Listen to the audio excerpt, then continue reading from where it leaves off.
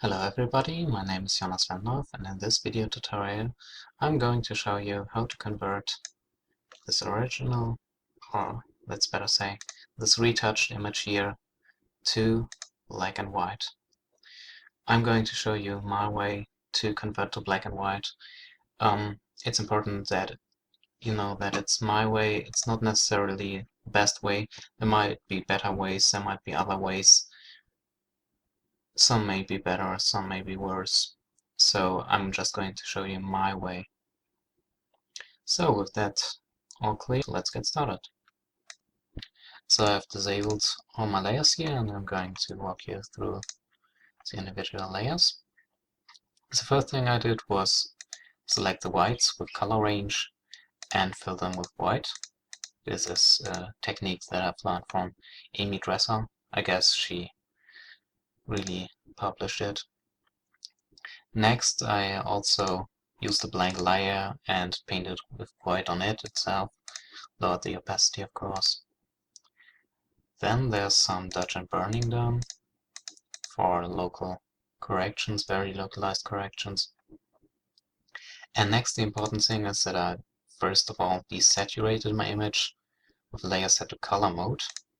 But before I did this, I inspected my channels and tried to figure out which channels holds best detail in which area of the image. For example, if you look closely, then the red channel will hold the greatest detail in the hair. The green channel will look the best in the skin. That's everything I have to know. So I'm going to desaturate my layer with a simple hue and saturation adjustment layer set to color mode. Next, I'm going to increase the global contrast. I'm going to do this in the green channel because my image is mostly composed of the green and it holds the best contrast. So it's easiest for me and it yields the best quality if I do this correction in the green channel. Next, I'm going to do some localized contrast adjustments. For this, I just roughly lasso an area that I think lacks contrast or is too dark or is too light. Maybe it even has too much contrast.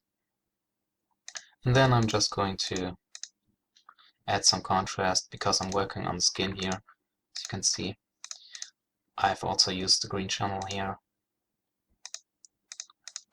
on this side again. And some green channel adjustments here. I've also lightened the face a little. And for the hair, I used the red channel because it had a better range. Next, I used some luminosity layers. I'm going to show you a little easier and faster way to do this when I'm done showing you the layer stack. With this, I first of all lightened the darkest shadows a little.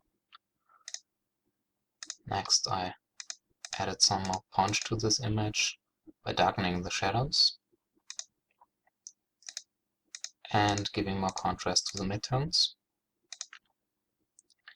And I'm also giving a little more brightness to the brightest part of the image, giving it a little more contrast and a little more brightness overall. So the whole effect of the group is this here. Next, I've also created color masks. And for this image, the only mask that I used was a reds mask, and so I deleted the other ones.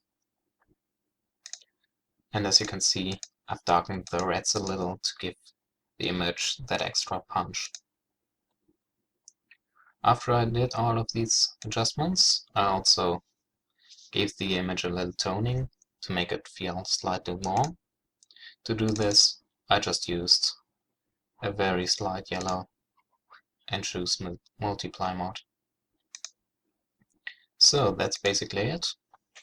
With that all done, I'm just going to delete this group, disable my credits layer, and we're going to run my black and white layer section.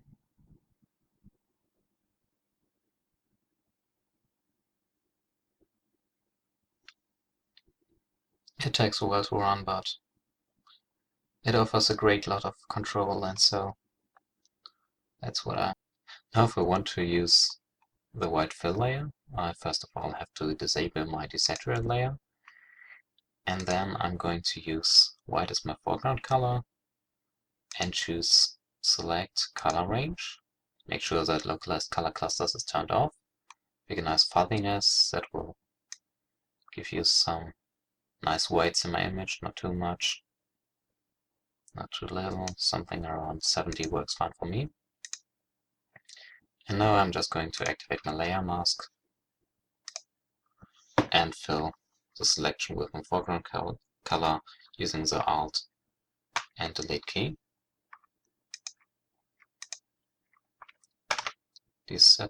Deselect. And because I think that the shoulder now looks really blown out, that I don't want this, I'm just going to Alt-click on my layer mask to activate it, use a big black brush, and just paint over the area that I don't want to affect. Yeah, much better. Next, I'm going to use my white layer, and in this I'm just going to use a white foreground color, low opacity, low flow. I'm just going to paint in some whites wherever I see them fit in. For example, some here, put some here. I'm basically just repainting the highlights to make them even more shiny. Don't worry if it doesn't look right now, because I'm just going to blur the whole layer in just a few seconds. Now that I've done this, actually I don't like this one here. Now that I've done this, I'm just going to use filter, blur, and Gaussian blur, and give it a soft blur. Around 15 pixels works fine for this size. And I'm just going to lower the opacity to something very low, for example 60%, because I also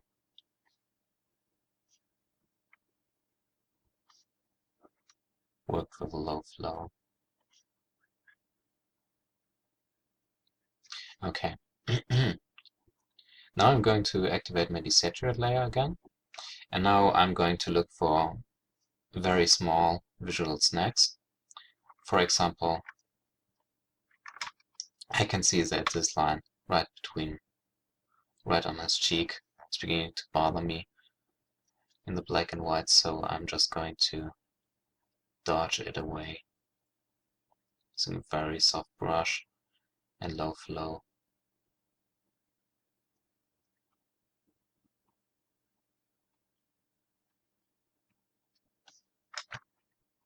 Okay, that looks better. Now I'm just going to increase the global contrast because I think the overall picture is a bit too light, and because I also figured out that most of the image looks best inside the green channel. I'm going to lower it a little, not going to crush the blacks all that much. I also want to protect some of the highlights.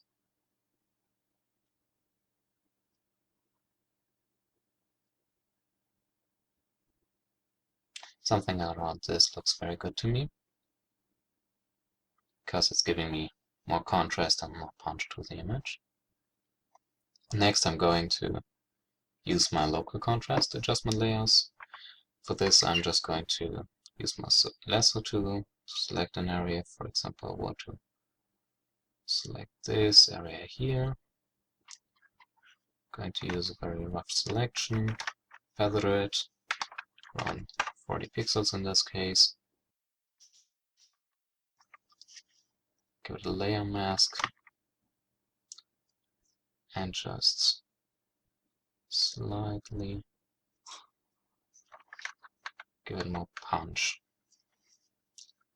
Next, I'm going to increase contrast on this side of his chest as well. Create a new adjustment layer, contrast number 3, curves again.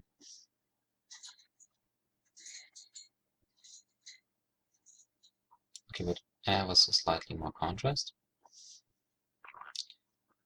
Now I'm going to decrease the brightness of this little thing here because it looks too bright to me. Contrast number 4. Just lower the brightness ever so slightly. I'm going to lighten his face a little because it looks a little too dark compared to the rest of his body to me. And so I'm just going to create another curves adjustment layer, contrast number 5, go to the green channel. Oops. Seems like it didn't save my selection.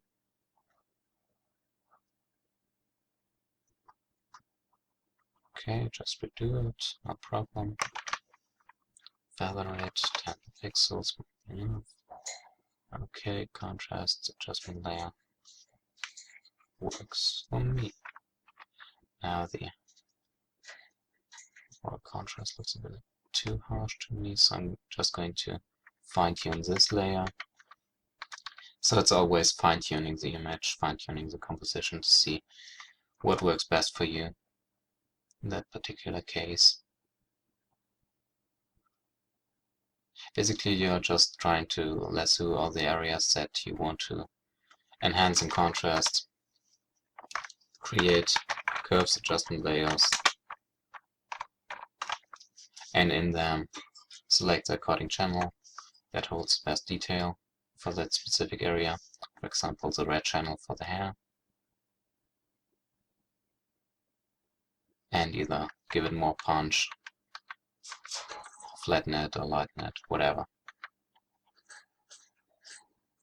So you can see how this worked so far. I'm quite happy. Next, I'm going to use my luminosity masks. The luminosity masks look a little different from what you've seen in the previous deck. That's because I don't use layer masks to them, but I rather use the blend if sliders and proper settings for the underlying layer. This has the benefit that it's a lot faster to set up, and also the layer masks will change on the fly when you change the different settings. For example, change the shadows number 1, the shadows number 2 will have a different effect than if the shadows number 1 wouldn't have changed, because all of the layer masks are interacting with each other. Now, this requires a little knowledge of and you have to see the areas that would possibly be affected by this. For example, I doubt that anything would be affected by the shadow number 5. If I'm unsure, I'm just going to move the midpoint in extreme ways, and as you can see, nothing happens here, so delete this layer. Shadows number 4 gives me a little more detail inside his hair, which I'm going to use. Shadows number 3, also more details in there.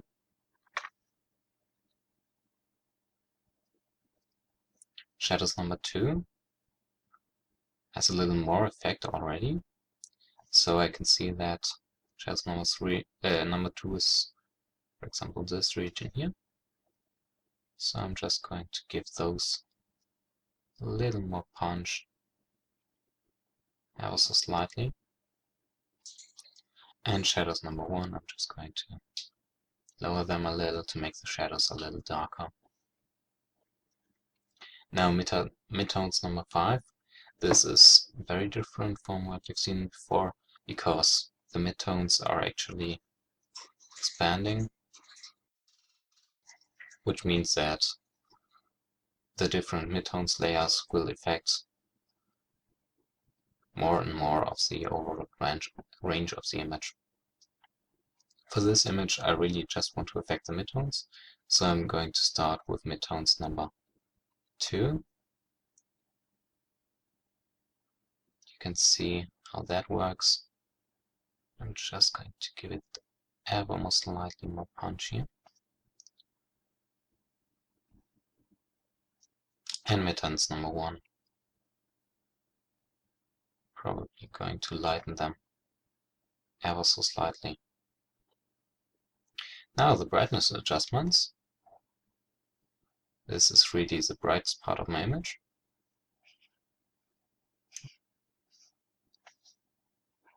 Seems like nothing is happening here. So I'm just going to delete this layer again. Go to brightness number 4. Play with it.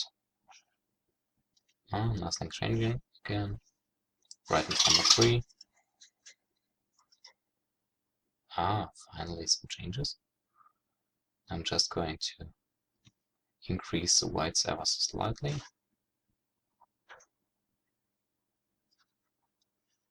Now brightness number 2. This should have great effect on the overall face. Just going to lighten this a little. Brightness number 1. I'm just going to bring down. I'm not sure. Yeah. I think I'll bring it a little bit up. As you can see, this is the before. This is after the luminosity masks. Really simple technique, really easy to set up, but it has a lot of impact on the image. The next group is the color masks. And in this, I have set up some color masks using color range command. And I've just used those colors here and used auto tone on those corresponding selections. For this image, I'm not going to use the magenta, blue, cyan, or green adjustments because the green, the cyan, and the blue don't have a lot of contrast in them, don't have a lot of information going on. And the magenta is basically the hair, and I'm pretty happy with this. The yellow also doesn't look too nice for me because it has overall a pretty uniform distribution over the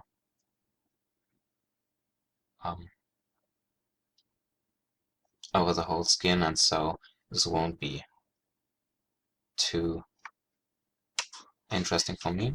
However, the red color mask is quite interesting because we have some strong highlights going on here, and so we can also further create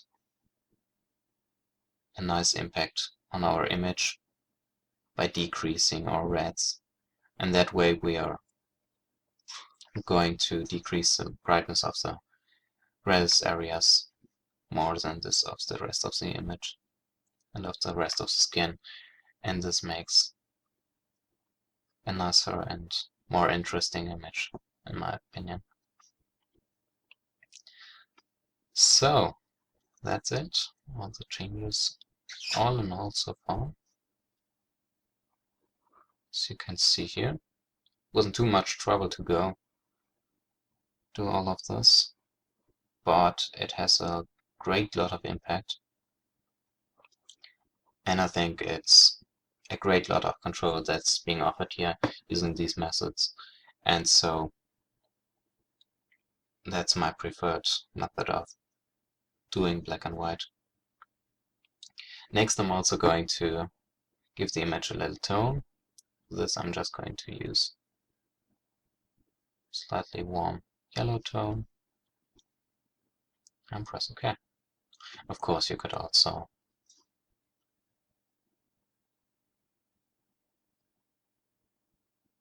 use your curves to do this, or you could use color balance, whatever you choose. For this image, the multiplier layer works fine, and so I just stuck with it. So I hope you've enjoyed it. If you have any questions left, feel free to email me, jonas_vendorf@web.de, or just Skype me